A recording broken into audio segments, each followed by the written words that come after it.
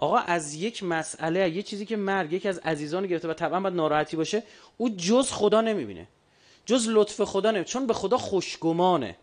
چون مگه میشه خدا در حق ما بدی مؤمن امکان داره افسردگی بگیره؟ غم و شادی برای عارف چه تفاوت دارد؟ ساقی یا باده بده شادی آن که این غم از اوست. تو دل سخت‌ترین چیزا لطف خدا میبینه. پیکر مطهر ابو عبدالله بر روی زمین، حضرت زینب سلام الله علیها میفرماد چی؟ ما رأیت الله جمیلا، من چیزی جز زیرم کیه؟ یه پدر سوخته یک کلم 4 تا صفحه تو تورات رو جابجا کرده، 2 تا آیه هم خط زده که چی؟ اسحاق قربانی، اسماعیل قربانی نیست. البته بابت این کارش 20 جای تورات ریخته به هم، اما ظاهر تورات شده چی؟ اینکه اسحاق اون قربانی ذبیحه. بعد خب بقیه آیات تورات چی میگفتن؟ میگفتن اون پیامبر وعده داده شده از نسل ذبیحه، اون آقای وعده داده شده آخرالزمان هم از نسل ذبیحه. میدونی چند میلیون نفر رو در طول تاریخ این بیشرف گمراه کرده؟ خب آقا این چجوری ازش پرسیدن؟ این لابد بین مردم به دینداری چی بوده؟ معروف بوده، خاخامی بوده این کار کرده. یا آدم معمولی که نمیتونه، این فاتحه جمهوری اسلامی فقط یه آخوند میتونه بخونه. به شما بگم امکان اصلا کچلواری جماعت امکان نداره، مال این حرفا نیستن.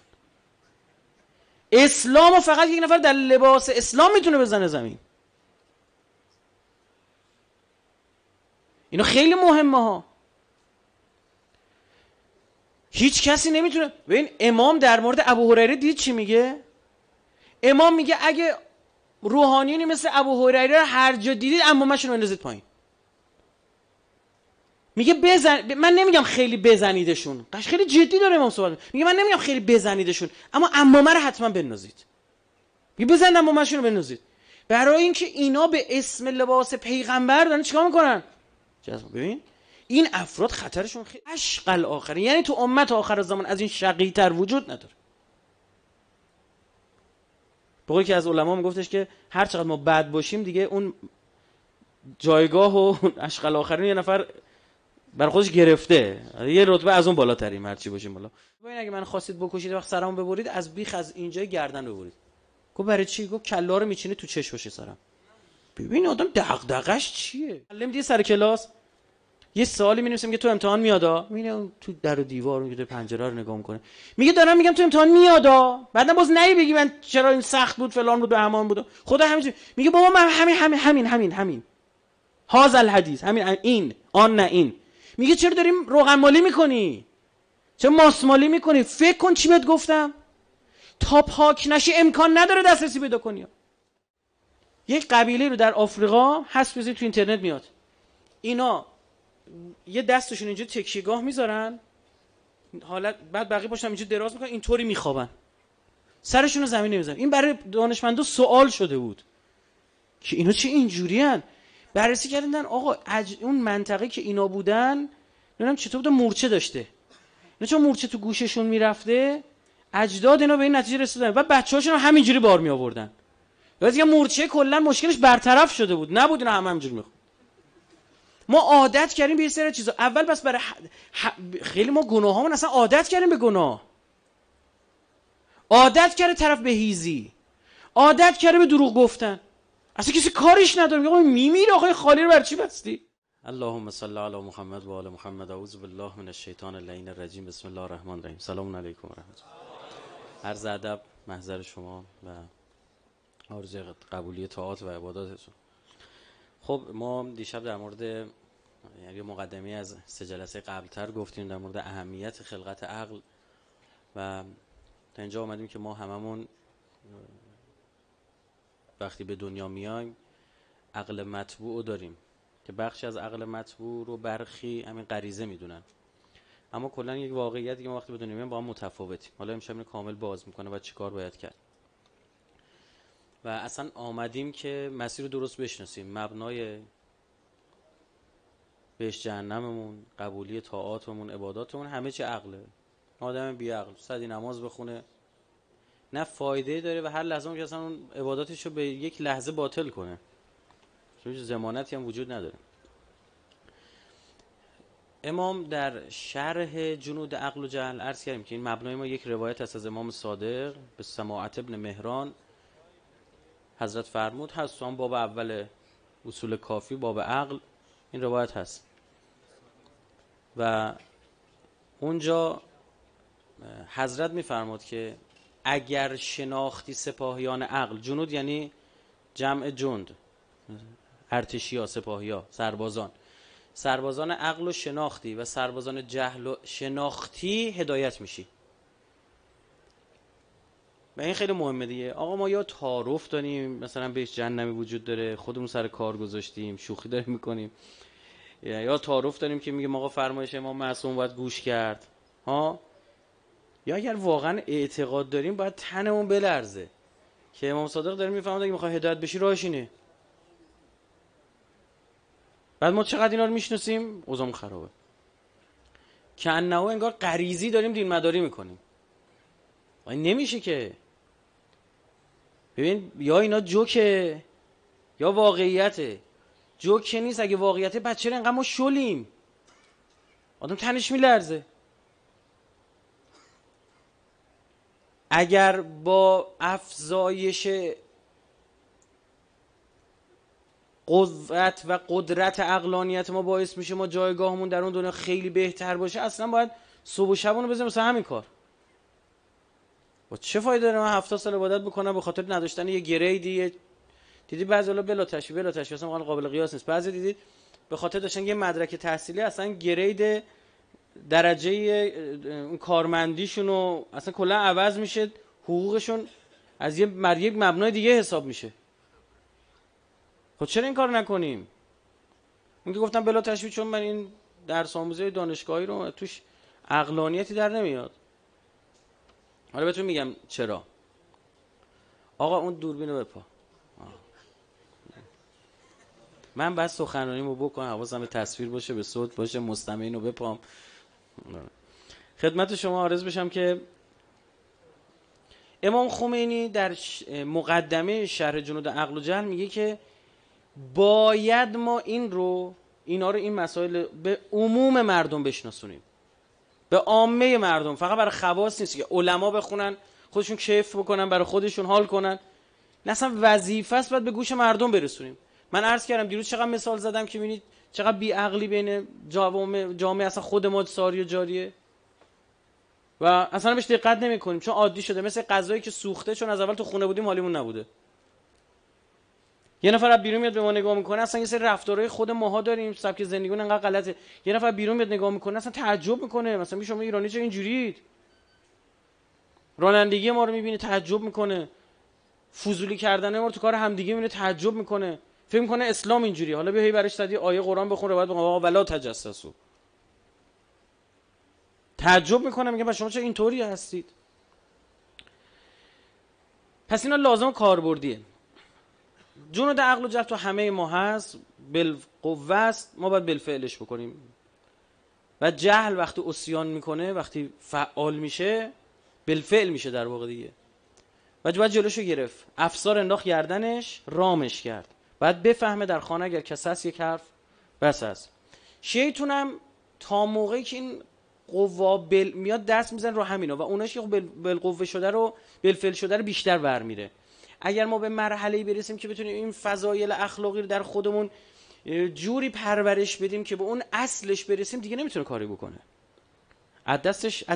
ما از دستش خلاص میشیم. خودش هم میگه الا عبادک منهم المخلصین، میگه اونا که خالص شدن من دیگه نمیتونم کاری بکنم. ببین یه موقع شما راستگویی، خب یه موقع شما راستگویی، این تو فرق داره با هم. آره اون شما اصلا اون فضیلت و ملکه و ارزش صداقت و صدیق بودن در جان شما نشسته. میگن فلانی آدم راستگویه، راست میگه، آقا دارن تحقیق میکنن، فلان اداره میخواد استخدام شه، فلان دانشگاه بیاد استفاده بشه، میگن آره آدم دروغ، اهل دروغ و اینجوریه. نه، آدم راستگویه فلان.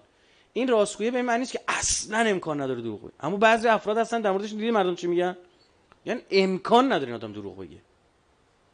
خب بعد اون ما برسیم به اون. اهل بیت فرقشون تو اینه که اونا خود صداقتن. خود صداقتن، یعنی همون کسی هم که صدیق میشه باید بپادا، اما اون اصلا یک جوری به این مقامی که اصلا از این بزرگواران نشأت گرفته.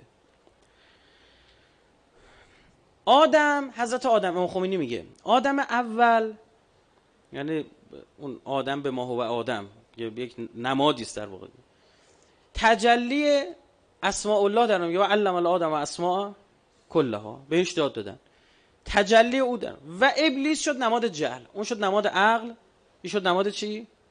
جهل. اون انسان کامل که نماد عقل کامله. ما از عقل در اومدیم، یعنی اولین مخلوق خدا چیه؟ عقله.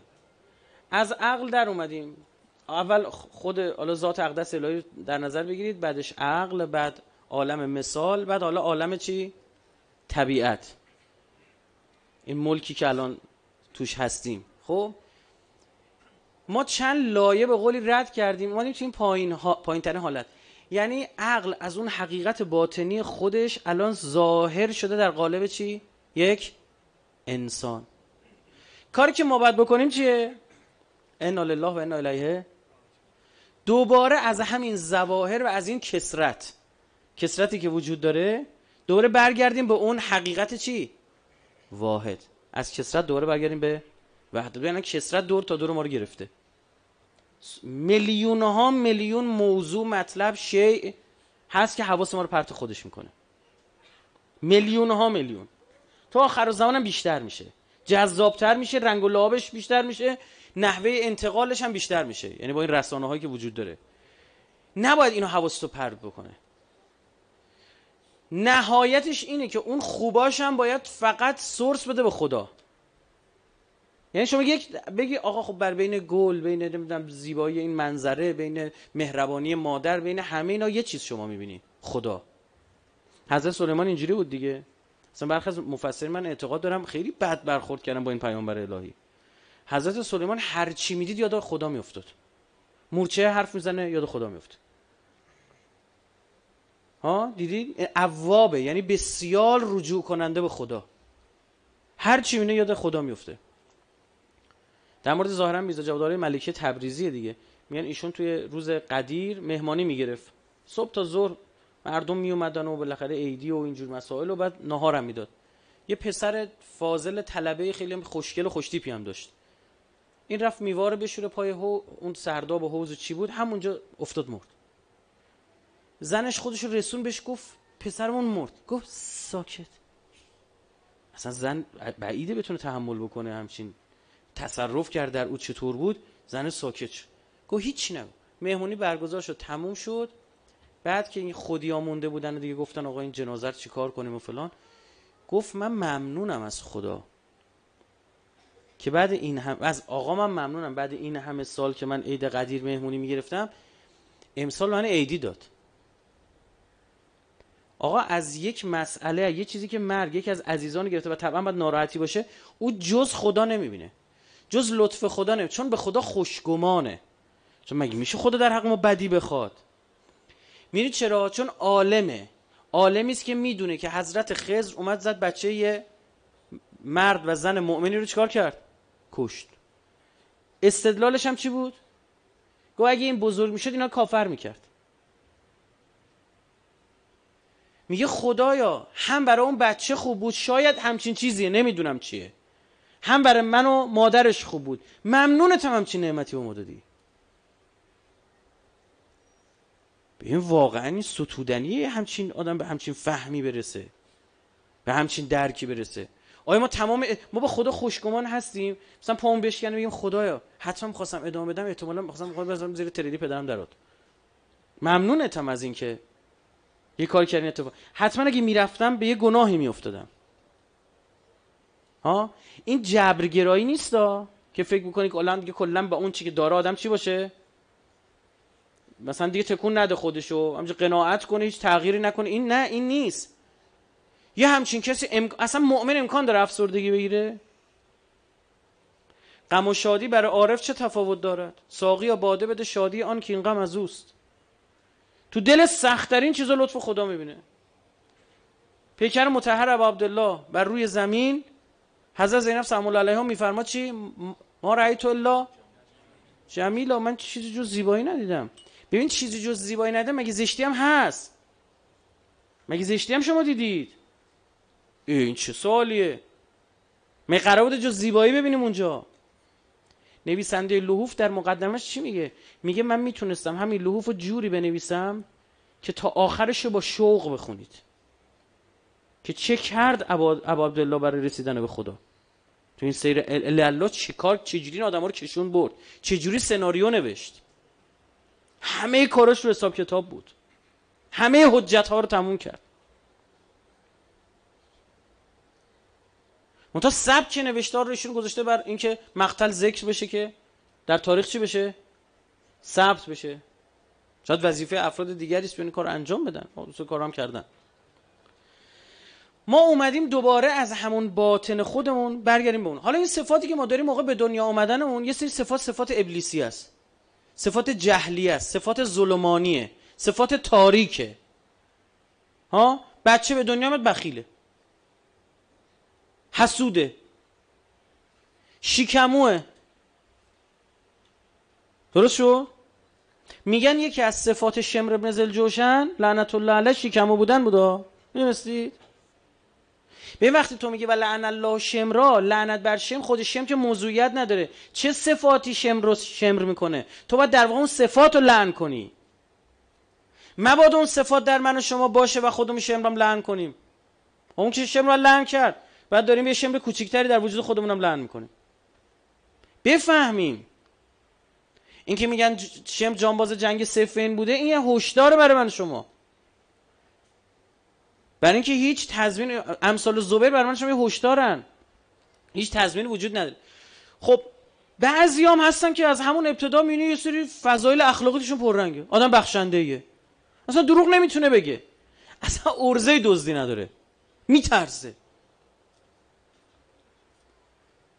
من دیدم این آدم‌ها مثلا یه سری رفتارا دارن، بعد مثلا فکر می‌کنی این اکتسابی، یعنی زحمت کشیده به دست آورده. وقتی باهاش صحبت می‌کنی میگه نه من اصلا ارزه این کارا رو ندارم. یعنی آب نیست. آره اگه یعنی میتونست، اینا اصلا انگار نمیتونه هم چی کاری بکنه. خب خدای با اینا چجوری تا میکنه؟ ما باید چیکار کنیم؟ حالا بعضی از بالاخره ممکن یک صفات، مثلا یک نفر هست آدمه مثلا حسودیه، از اون طرف هم مثلا یه ویژگی واسه خوب داره، متوجهید؟ باید چیکار کرد؟ اولا در مورد صفات خوب و صفات عقلیه باید اینا حفظشون کرد. کار خیلی سختی هم هستش و شکر کرد به خاطر داشتنش. خدای شکر، این به درد عمت میخوره. همین فکر کنم میگه میخوام شکر لفظیه، نه، پاس داشت این رو. آقا خدا به این نفر نعمت سخنوری داده، حضرت موسی نداشت. میبینی؟ گفت این هارون رو بذار من یه سری حرفا رو بدم او بگه، هو افصح منی، او از من فصیح تره، خوشگل‌تر حرف میزنه، وقتی حرف میزنه مردم رو جذب میکنه. حالا تو این نعمت سخنوری به تو چه استفاده بکنی؟ تو را منحرف کردن مردم از دین. من یه بنده خدایی میشستم اینقدر قشنگ حرف میزنه، بالا 500 نفر تانه شیشه کرده، اینقدر خوشگل در مورد مواد مخدر حرف میزنه، یعنی اصلا میگی برم بکشم، لودی چیزی داره دیگه، اصلا اینجوری داره میگه. خب ببین این چی شد؟ اون یه نعمت بود خدا بهش داده بود، اینو باید درست حفظش بکنه، بعد این که تو چه مسیری درست چیکار کنه؟ استفاده بکنه. کار اینا سخته ها، و البته داشتن اینا به صورت ابتدایی هنر نیست. اینه که بگی من مردم، چیکار کنیم مردی؟ همه مردن. متوجه چی میگم؟ آره هنر اونی که تو بتونی چیزو به دست بیاری که از اول داشتی، اون چیزی که داشتی که سرمایه نیست، اونی که به دست میاری سرمایه است. اصلا ما خودمون بعضی اصلا باباشون مایدارن، ارثی بهشون میرسه، بعضی مثلا با پول خودشون زحمت کش و کار خودشون زحمت کش به پول رسیدن، اون دومی بیشتر ارزش داره بین مردم.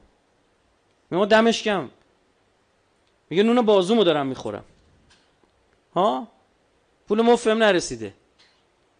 این یک واقعیته، اینا باید حفظش بکنن. سقوط این افرادم خیلی سنگینه. ببین طرف مثلا از بچگی به راستگویی معروفه، مردم به همچین فردی چیه؟ بیشتر اعتماد میکنن. این بدتر میتونه مردم بزنه زمین. نگاه کن، یه پدر سوخته، من نمیدونم کی بوده، واقعا نمیدونم کی، یه پدر سوخته یه کلم 4 تا صفحه تو تورات رو جابجا کرده، 2 تا آیه هم خط زده که چی؟ اسحاق قربانی، اسماعیل قربانی نیست. البته بابت این کارش 20 جای تورات ریخته به هم، اما ظاهر تورات شده چی؟ اینکه اسحاق اون قربانی ذبیحه. بعد خب بقیه آیات تورات چی میگفتن؟ میگفتن اون پیامبر وعده داده شده از نسل ذبیحه، اون آقای وعده داده شده آخرالزمان هم از نسل ذبیحه. میدونی چند میلیون نفر رو در طول تاریخ این بیشرف گمراه کرده؟ خب آقا این چجوری ازش پرسیدن؟ این لابد بین مردم به دینداری چی بوده؟ معروف بوده، خاخامی بوده این کار کرده. یا آدم معمولی که نمیتونه فاتحه جمهوری اسلامی فقط یه آخوند میتونه بخونه. به شما بگم امکان اصلا کچلواری جماعت امکان نداره، مال این حرفا نیستن. اسلامو فقط یک نفر در لباس اسلام میتونه بزنه زمین. اینو خیلی مهمه ها. هیچ کسی نمیتونه. ببین امام در مورد ابو هریره دید چی میگه؟ امام میگه اگه روحانیونی مثل ابو هریره هر جا دیدید عمامشون رو بندازید پایین. میگه من نمیگم خیلی بزنیدشون، خیلی جدی داره امام صحبت میگه، من نمیگم خیلی بزنیدشون، اما عمامه رو حتما بندازید. میگه بزنید عمامشون رو بندازید، برای اینکه اینا به اسم لباس پیغمبر دارن چیکار میکنن؟ ببین این افراد خطرشون خیلی بیشتر. زمانی که عمرو عاص نامه به خلیفه دوم حاکم مصر بود دیگه، که آقا من چیز میخوام، یه قاری بفرست اینجا برای مردم. او هم ابن ملجم مرادی رو برش فرستاد. جالب در نامه‌ای که نوشت به او، نوشت من ایثار کردم این قاری قرآن رو برای تو فرستادم. وقتی فرستادمش اونجا، در اولین کار براش یه خونه بخر، یک داری رو در اختیارش بگذار، بیاد اونجا به مردم قرآن یاد بده بدون فلانی. من ایثار کردم یعنی چی؟ یعنی می‌خواستم اینو مدینه پیش خودم چیکار کنم؟ نگه دارم. یک قاری قرآن وقتی گرفتنش، اینو می‌خواستن حکم قصاص اجرا کنن، گفت میشه اول شروع کنید این دستام تیکه تیکه کنید بعد بیاد. گفتن چرا؟ گفتش که میخوام در راه خدا این دستایی که باش علی رو زدم قشنگ تیکه تیکه بشه در راه خدا. یعنی کوتاه نیومده بودا. میبینید یه نفری که اینجا قاری قرآنه میتونه شمشیر دست بگیره بزنه امیرالمومنین. و عجیب اینجاست که در دعای ندبه با چه عنوانی یاد شده؟ عشق الاخرین، یعنی تو امت آخر زمان از این شقی‌تر وجود نداره. بقیه که از علما میگفتش که هر چقدر ما بد باشیم دیگه اون جایگاه و عشق الاخرین یه نفر بر خودش گرفته، یه رتبه از اون بالاتریم هر چی باشیم بالا. ببینید چقدر اوضاع طرف خرابه، اون میتونه همچین کاری بکنه. اینا ضرباتی که میزنن امثال بگید بلعم با اورا مستجاب الدعوه بود، یعنی هر چی میخواست سرضرب انجام میشد. نفرین که از سربازه حضرت موسی رو، یک جا شیطون زیر خمش رو گرفت. اونم استاد دیگه 6000 سال عبادت کرد و یه روانشناس حرفه‌ای. تو رو تا نگاه میکنه براندازت میکنه که این 1200 سال پیش سوژه این داشتم باباشو در آوردم، چقدر شبیه اون خلقیاتش. این مثلا پرونده تو داره، نمونه داره، یه روش داره برای تو، میبیندت میگه اینو باید اینجوری باش برخورد کرد. برای همین ما اصلا نمیتونیم خودمون با شیطون درد بیفتیم که اینا به قول میگه هر کی داراتر بدهکارتر، این کارش سخت‌تره، این فراموش نکنید. حالا اون کسایی که این نکته رو بگم، کار اینا هم سخت‌تره. فلزو یک جایی میرسه که شما میبینید میگن که حسنات الابرار سیئات المقربین. میگه اون چیزی که برای ابرار حسنه است برای مقربین چیه؟ سیئه است. خیلی عجیب، گناهه. شما فکر کردید مثلا یه بچه نمیدونم مثلا اول ابتدایی مثلا ندونه سینوس 27 درجه چجوری حساب میکنه، کسی باش کار نداره.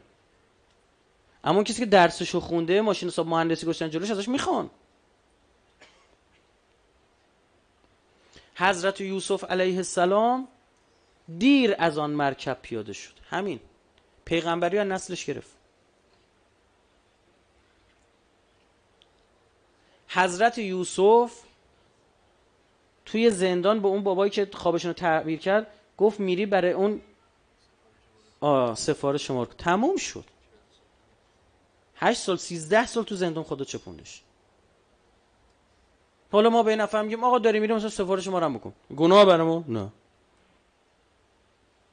چه ایرادی داره؟ آقا حالا ما که تعبیر خواب برات کردیم، حالا یه سفارش هم بکن با این بنده ما رو به ناحق انداختن اینجا، اصلا ما مقصرم نبودیم. خدا با او یه جور دیگه تا میکنه. پس سخته. حالا یه سری صفات رو ما بدی داریم، اینا رو باید چیکار کنیم؟ اینا رو باید بجنگیم، بنازیم دور، صفات خوب رو کسب بکنیم. این از این حیث میشه سرمایه باشه، ارزشمنده، چون خودت به دست میاری.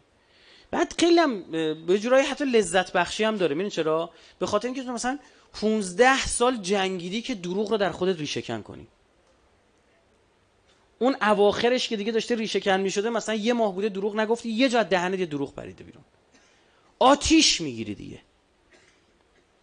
شب خوابت نمیبره، هی دنبال میگردی به اون طرفو پیدا کنی بگی آقا من اینجا، بعد به خودت میگی خب آبروم میره چیکار کنم فلان کلی با خودت کلنجا. همین اذیت ارزشمندی ها. همین اذیت تو رو به سمت کی داره نگه میداره؟ خدا. برای همین میگه روایتی دارم خیلی روایت عجیبه، آدم میترسه اینو پشت بالا منبر بگه. ظاهرا از حضرت امیرالمومنین علیه السلام میفرماد که اون گناهی که باعث بشه تو به سمت خدا بری بهتر از اون تکبریه که اون ثواب از سر تکبری که تو رو از خدا دور کن. چون میگه هدف به سمت خدا رفتن بود دیگه، نقض غرض که نمیتونه صورت بگیره که. اینو خیلی دقت بکنیم. اون زجر کشیده، توبه کرده، اینو خیلی خوبه. اینو ثبتش کرده، مثل صخره نوردی داره میره بالا، هر جا وای میسته 1 ساعت 2 ساعت یه گیره رو تو صخره قشنگ محکم میکنه ها، بعد میره مرحله بالاتر. این میدونی چه فرقی پیدا میکنه؟ این فرقش تو اینه که این روش مقابله با رذیله های اخلاقی رو یاد میگیره کلا. متوجه شد چی شد؟ بقیه رذیله های اخلاقی رو هم خوب راحت تر میتونه بزنه زمین، راحت تر میتونه. اما اون کسی که از اول داشته انگار که اصلا یه میبینی یک رذیله در این آشکار نشده. این چی میگم؟ بالقوت بالفعل نشده، تا بالفعل میشه یارو میزنه زمین. یارو 70 سال محکم وایستاده، یهویی یه دختری چپ بهش نگاه میکنه فاتحش خونده میشه. مثلا بلعم با او رو تو عبادت به مقام مستجاب و دعوی رسیده، با یه چش و ابروی فاتحش خونده میشه.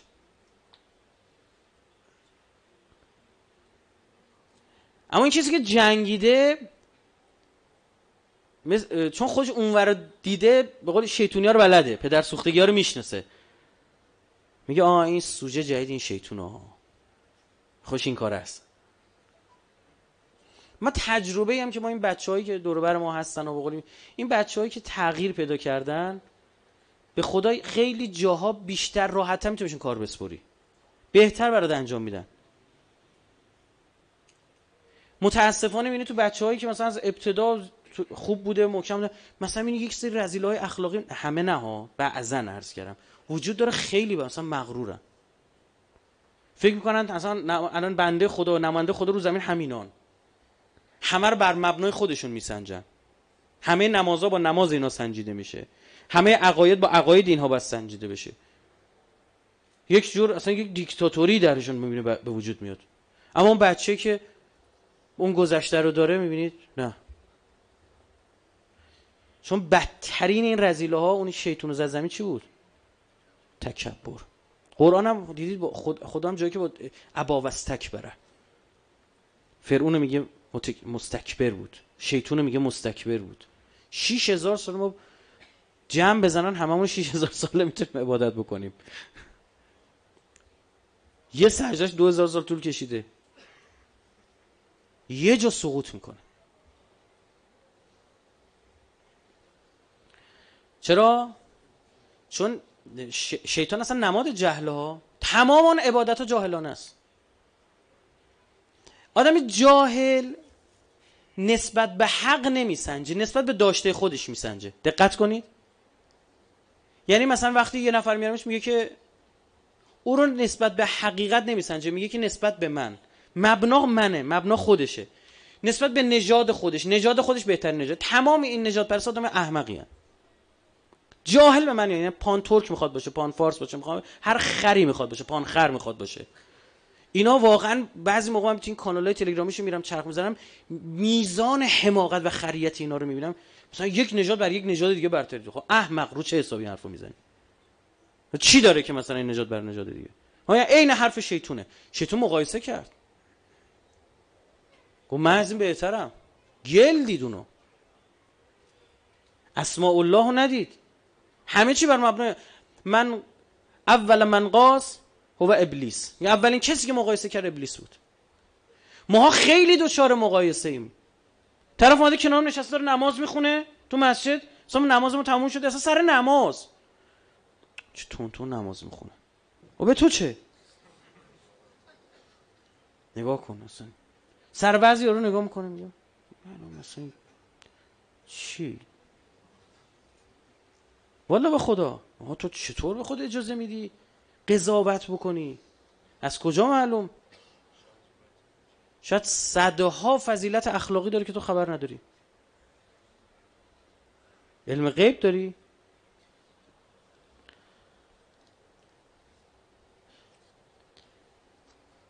هیچ ولش.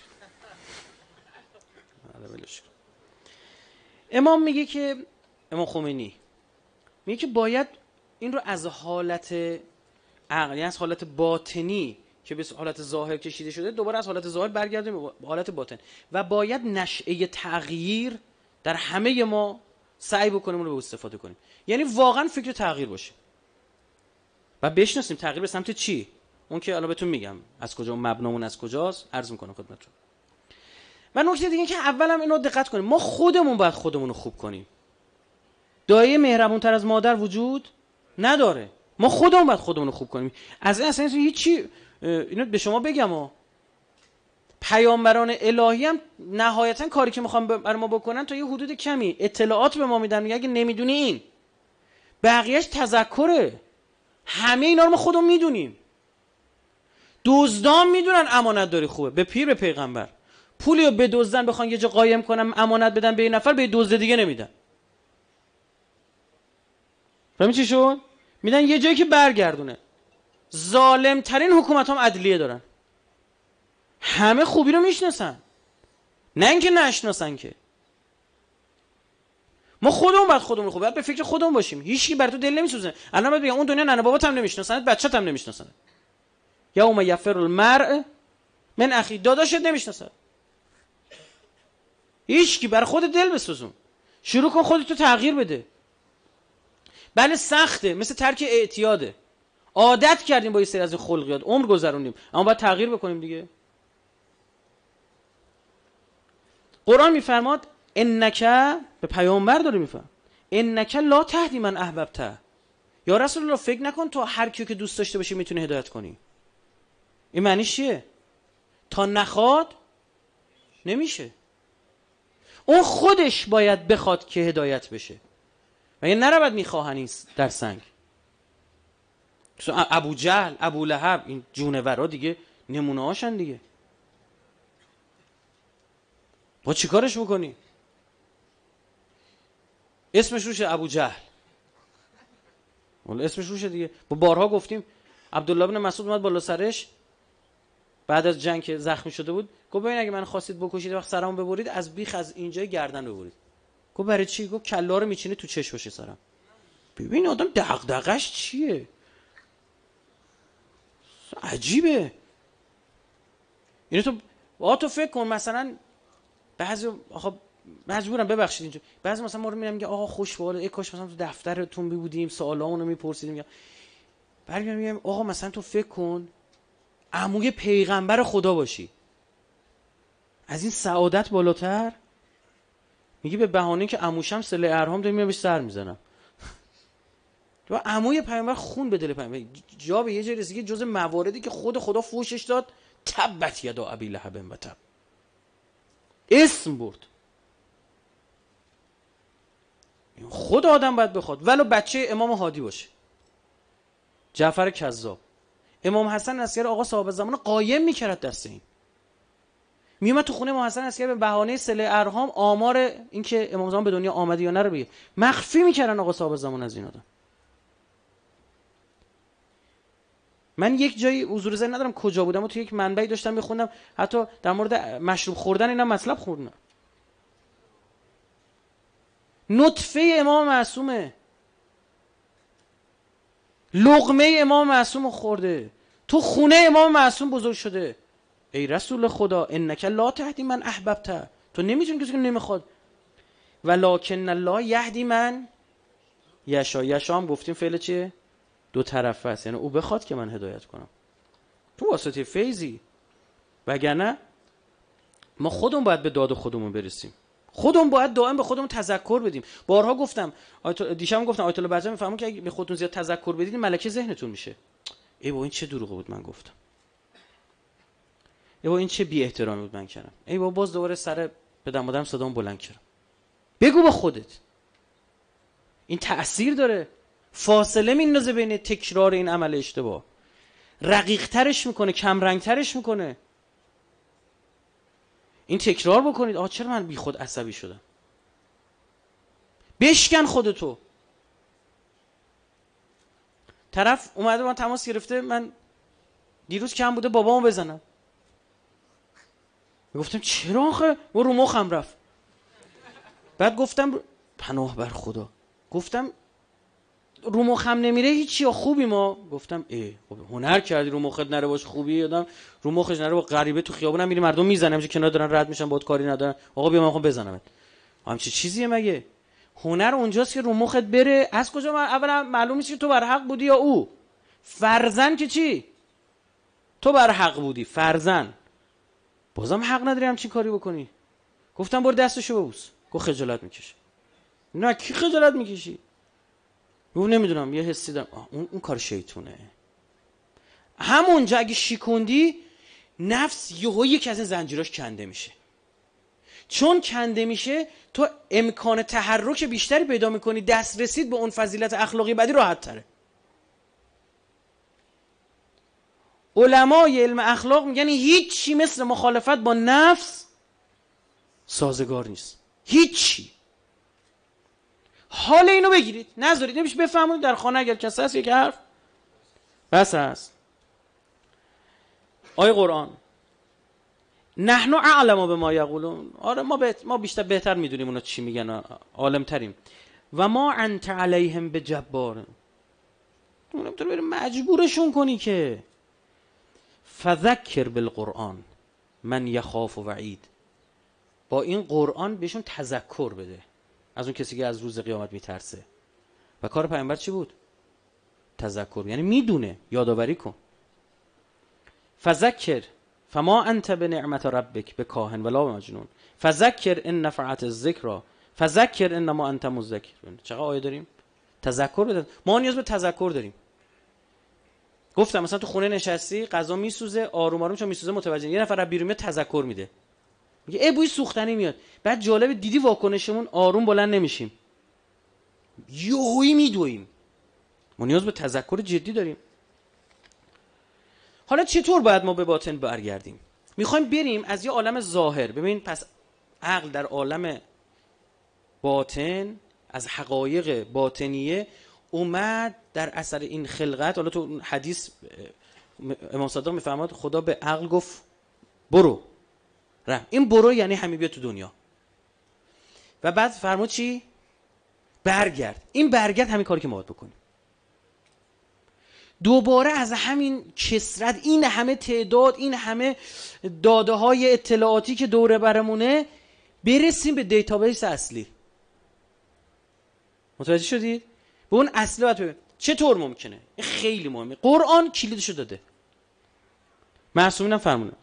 میفرمونن که کسی میخواد به اول یه چیزی برگرده یعنی تعویل بکنه، این باید از راسخون در علم باشه. راسخون در علم کسایی هستن که رسوخ میکنن دیگه، اسمش روشه. چاه عمیق میزنن به یه مطلب اصلش میرسن، به ریشش میرسن، تعویل به اولش میرسن. اینا اولا علم باید دارن، دوما اینا رو جای دیگه باز میکنه که چه کسایی هستن. قرآن میفرماد، خوب دقت بکنید، میفرماد انه لقرآن کریم، به راستی که اون قرآن چیه؟ کریمه. فی کتاب مکنون، در یک کتاب چی؟ مکنون یعنی چی؟ پوشیده، باطنی، دور از دسترس. میگه میخوای، اینجا هم دیدید خداوند به پیامبر فرمود تو تذکر بده. با چی تذکر بده؟ با قرآن. میگه منتها این قرآن در دسترس هر کسی نیستش. لا یمسه الا المطهرون، جز پاک شده ها نمیتونن به این دسترسی پیدا کنن. تنزیل من رب العالمین. افا به هذا الحدیث انتم مدهنون. خیلی جالبه این داستان من شماست. اول حرفم میگه آیا به هذا الحدیث، به همین ماجرا که براتون گفتم الان، انتم مدهنون. مدهنون دهن یعنی دهن یعنی روغن. میگه دارید روغن مالی میکنید، نه فارسیش ماسمالی میکنید. خیلی خوشگل خدا میگه چه ماسمالی میکنید؟ چرا دقت، چرا همین الان، چرا به همین جمله که گفتم توجه نمیکنید؟ ببین یه جمله خدا فرموده، بعد میگه آخه خدا متوجهه دیگه. معلم دیگه سر کلاس یه سوالی می‌نویسه، میگه تو امتحان میادا، میبینه تو در و دیوار، میگه تو پنجره رو نگاه میکنه، میگه دارم میگم تو امتحان میادا، بعدم باز نهی بگی من چرا این سخت بود فلان بود بهمان بود. خدا همین میگه بابا من همین هذا الحدیث، همین این آن نه این. میگه چرا داریم روغن مالی میکنی؟ چرا ماسمالی میکنی؟ فکر کن چی بهت گفتم. تا پاک نشی امکان نداره دسترسی پیدا کنی. پس دو تا بود شد، یک دانستن، دو چی؟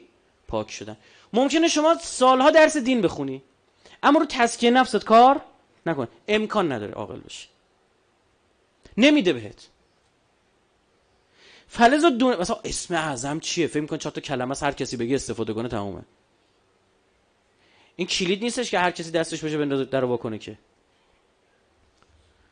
نه عزیز من، میگه که یه سره، یه مقامه، اونو به جز به پاکا نمیدن. خب مصداق کامل و تامه این میشن کی؟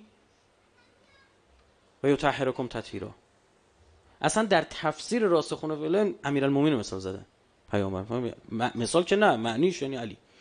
بعد و پاک‌های و پاکانی که این ویژه. حالا شما هم میخوای تو همون مسیر بری، بعد چیکار کنی؟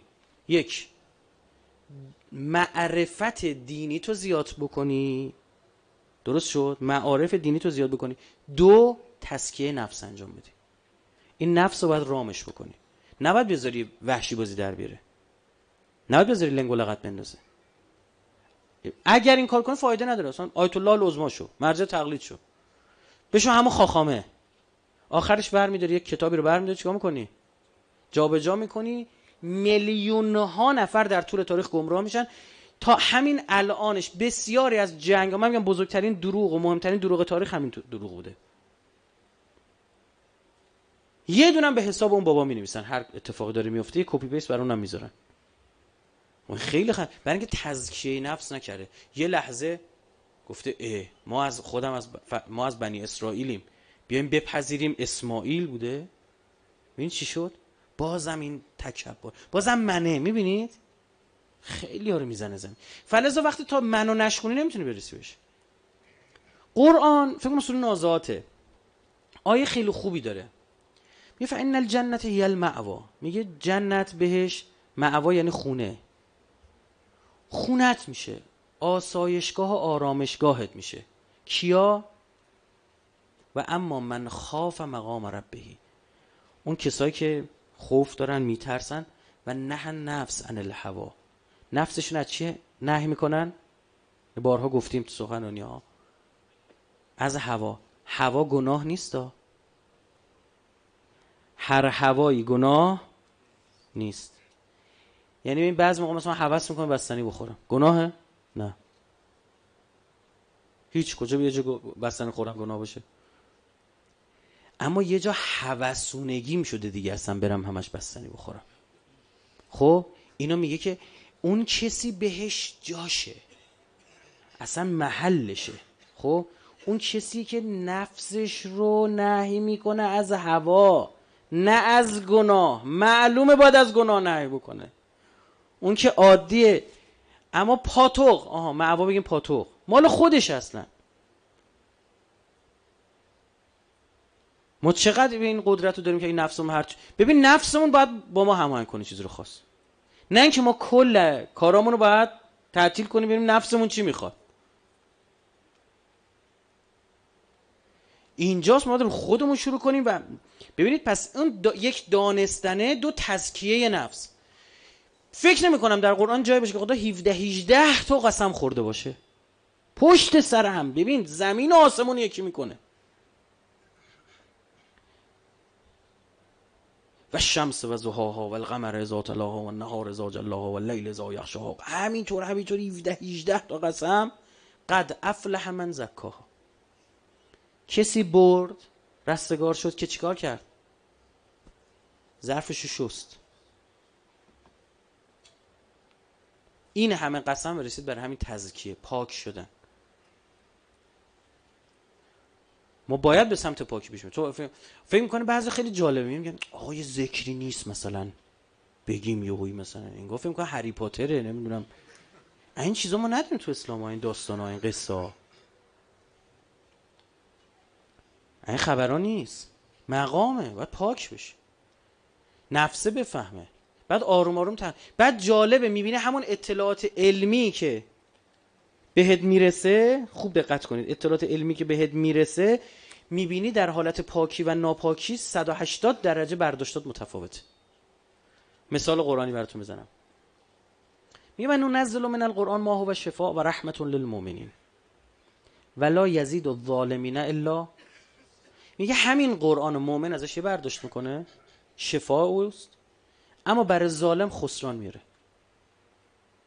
آیا قرآن خوندن از اینجا یه برداشت دیگه ما میتونیم کنیم که این چیزایی که ما الان 2 تا 4 تاها و این زوایا رو میشیم حساب میکنیم علم مهندسی چه، اینا علم نیست. چرا؟ چون چه ربطی به پاکی و ناپاکیت نداره. متوجه چی شد؟ از قضا یه سری ناپاکا الان جلوترن.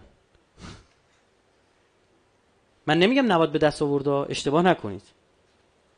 یه سری ابزار زیستن تو لازمه برای تو آخر. بالاخره مهندس میخواد ساختمون بسازه، فرمول بعد حساب.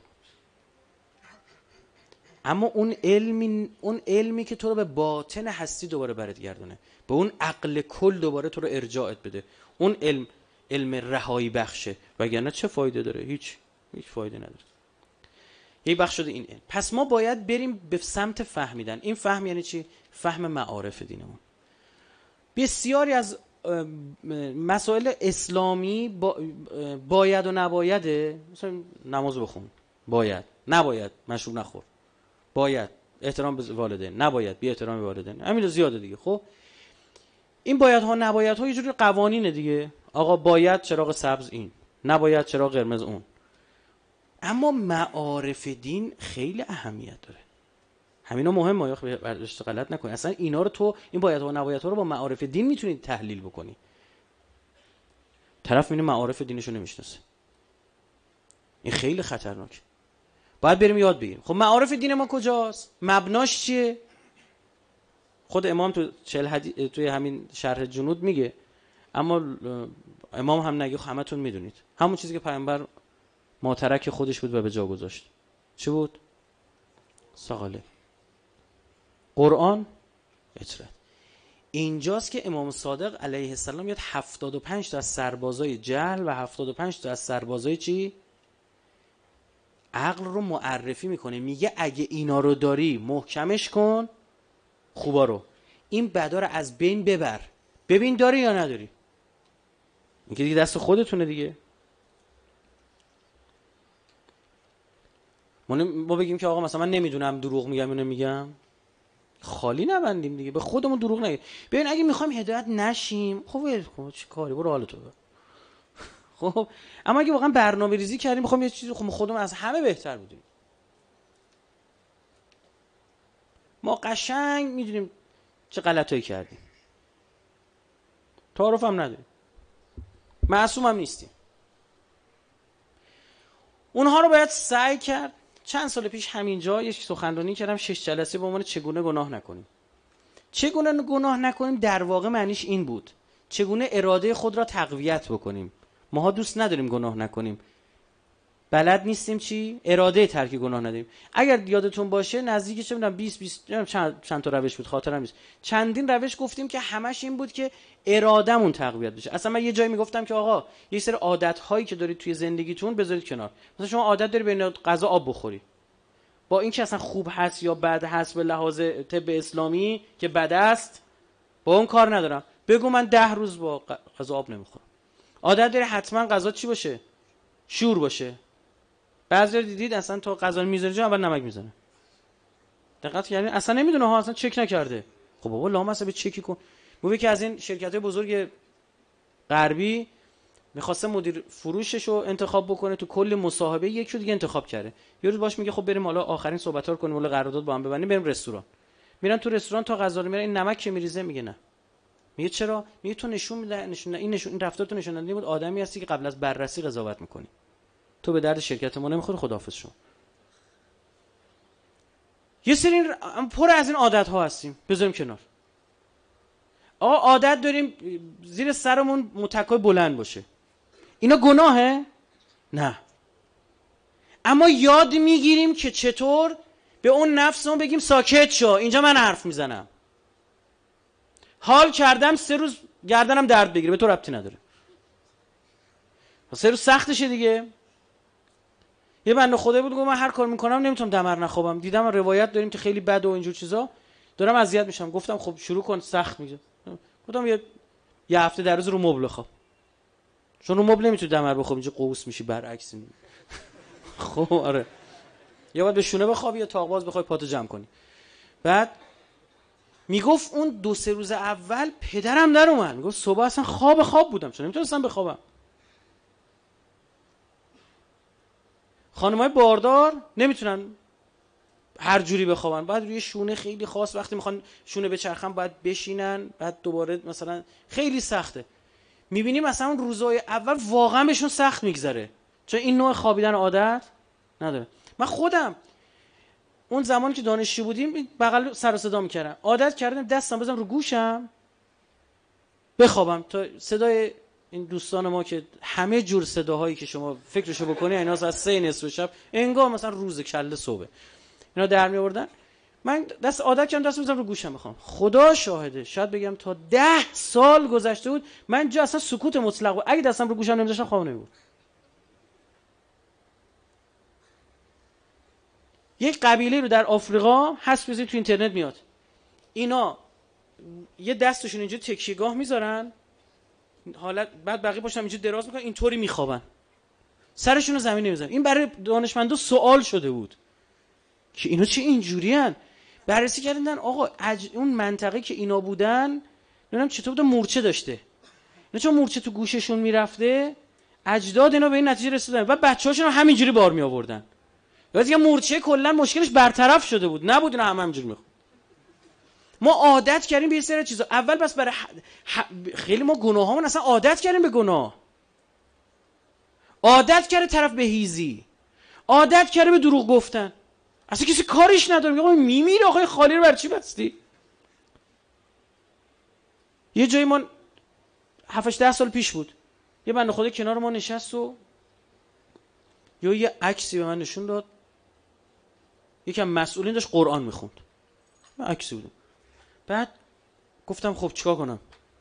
گفتش که این عکس خودم با گوشیم گرفتم. حالا یکی از مسئولین که مثلا امکان نداره با گوشی تو با فاصله اون مثلا باشی، خب عکس رهبری. گفتم اینترنت مثلا یه عکسی گرفته آورده تو گوشیش داره من نشون میده. قشنگ یادمه گوشیش هم از این K800 بود. بعد من گفتم خب که چی مثلا داره، مثلا چه اتفاقی افتاده چیه؟ گفتش که اینو خودم گرفتم. تو دمت گرم، کی تو مثلا فلان. آره. بعد این گذشت. چند وقت بعد باز دوباره ما رو توی یه جای دید، گفتش که آقا خبر داری دیروز رئیس جمهور اومده بود دانشگاه فلان، بعد ما رو دعوت کرده بودن اونجا. بعد من خیلی عجیب بود، توی شهر کوچیک، من اون موقع شاهرود بودم اونجا درس می‌خوندم، بعد یه شهر کوچیک رئیس جمهور اومده تو شهر رفته، هیچ کی خبر نداره. من فردا یکی از مسئولین شهر رو دیدم، جلسه داشتیم بابت راهیان نور، بعدش گفتم آقا رئیس جمهور اومده تو شهر رفته، بعد شما چطور؟ گفت چی؟ گفتم آقا بی خیال، این ناراحت. گفت مطمئنی؟ گفتم با یکی این بندگان خدا. گفت خودش گفتم. گفت من تو جلسه بودم، رفتیم اونجا تو دانشگاه هم جمعون کردن. این ناراحت شد فکر اینو پیچوندنش. تلفن رو برداشت زنگ زد این ور اون ور، به اینو به اونو به اونو. کاشف فهمید این لامصب مرض داره خالی میبنده. خب بگی من کشتنت مگه گیری؟ عادت کرده به دروغ گفتن. میدونی عادت کرده با یه سری حرفای گنده همیشه چی باشه؟ تو چش باشه. ضعف شخصیتی داره. آره ما هم یه حساب، آره درست حساب ادبش کردیم. آره من با هم بنده خدا با هم مسئول گفتم آقا حالا که اینجوری شده اینو یه خورده بعد این ادبم بشه. بعد گفت آقا ما پایه‌ایم. گفتم بسم الله. دیگه خودش بنده خدا خورده اینو اذیتش کرد. خب ببینید عادت که بعضی موقع عادت میکنیم که مثلا گندگی کنیم. با جلد دهن تو بگی. عادت کردیم هر بعضی موقع نگاه کن به خودم رجوع میکنیم میگیم چقدر ساکت شو اینجا یه چیزی بگیم. دقت کردید؟ یه چیزی بگیم دیگه چقدر بد شو ساکت. بعد یه چیزی بگیم جالب باشه. میگرده طرف تو ذهنش اینور اونور اینور اونور. آقا یهو یادش میفته. آقا من داشتم میومدم نمیدونم مثلا تو راه یه نفر اینجوری تصادف کرده بود. یک چیز به خاطر این همه اینا که ما ضعف شخصیتی داریم. برای همین که این منه میخواد دیده بشه. همین من است لامصب است همین من است. ما باید شروع بکنیم. پس چی شد؟ برای رفتن از ظاهر به سمت باطن دو تا کار باید صورت بگیره. یک علم آموزی. خب علم آموزی هم گفتیم علم یعنی چی؟ معارف دین تو بشناسی. آقا من چند بار تو این روایت رو گفتم که من خودم وقتی این روایت رو خوندم دیدم خود در خود منم هست. تعارف که نداریم که. گفتم خدای منو ببخش نمیدونستم کمکم کن تغییر بدم. بعد که بهش فکر کردم دیدم چقدر درسته. آقا اگه شما در طول عمرتون براتون پیش اومده که یک جایی صبر کنید به هر دلیلی یکی دیگه بهتون سلام کنه نشونه نفاقه. آره دیگه بعضی موقع میگم کوچیک‌تره بذار این بذار پررو میشه. بعد یه لحظه دیدم نشونه نفاقه. خب تموم شد که معصوم فرموده تموم. بعد یه لحظه با خودم گفتم راستی تو سیره پیامبر این است که هیچ احدی نتونست از پیامبر در سلام کردن پیشی بگیره. و یعنی چی؟ بچه 3-4 ساله پیامبر سلام میکرد بهش. یعنی من از پیامبر بالاترم. دیدم چقدر این خطرناک. از فردا شروع کردم با خودم لج کردن. مثلا مسابقه این که چی؟ سلام. بعد به کسایی هم سلام بدن که بدی که رو مخن. آره دیگه کسی که الان من این سلام دادم پر رو میشه. نه به همون سلام بده. این تو اینجا داره میجنگی. دیگه این میفهمه با تو نباید ور بره. با تو ور رفتن و به تو دستور دادن هزینه براش داره. متوجه شدید؟ ایناست که این معارف اهل بیته. آدم میگه اما طرف این حدیث رو نخونده باشه نمیدونه. کماکان در همین جهل مرکب باقی میمونه. اون دنیا میبینه دارن محاسبه انجام میدن. گذاشتنش قاطی منافقا. آقا بیخیال منافق چیه؟ اشتباه شده به فرشته ها میگه. یعنی نداداش اینجا اشتباه در کار نیستش. کور بودی این حدیث رو ندیدی؟ نه والله ندیدم. غلط کردی ندیدی. باید میرفتی میدیدی. هل یستوی الذین یعلمون والذین لا یعلمون؟ آیا کسی که میدونن و کسی که نمیدونن برابرن؟ تا اولین چیزی که وظیفت بود باید رفتی نشستی اسم شماره کفش همه فوتبالیستا رو حفظی. ها؟ علم نافع و غیر نافع داریم دیگه. به چه دردت میخورد؟ یه موقع از فردوسی پوری ازش نون در میاری بسم الله. یه موقع هستش که چی مثلا رفتی وقتتو گذاشتی. ما خیلی چیزای غیر نافع داریم یاد میگیریم کلی به دردمون هم نمیخوره.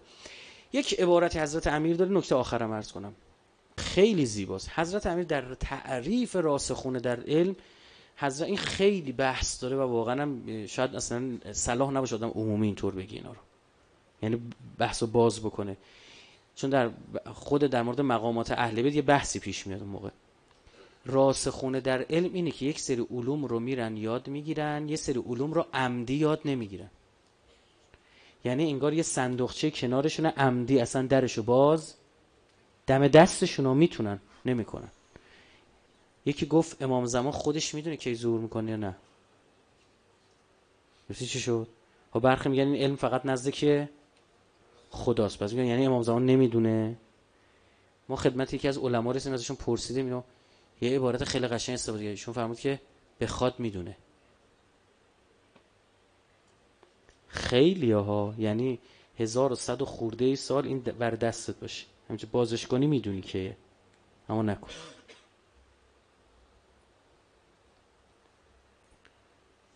ما میتونیم جلو خودمون رو بگیریم در مقابل شهوت یاد گرفتن یه سری چیزا که میدونیم به نفعمون نیست. خب سرتون رو درد آوردم، عذرخواهی میکنم. تجلیل الفرج امام زمان صلوات نبی.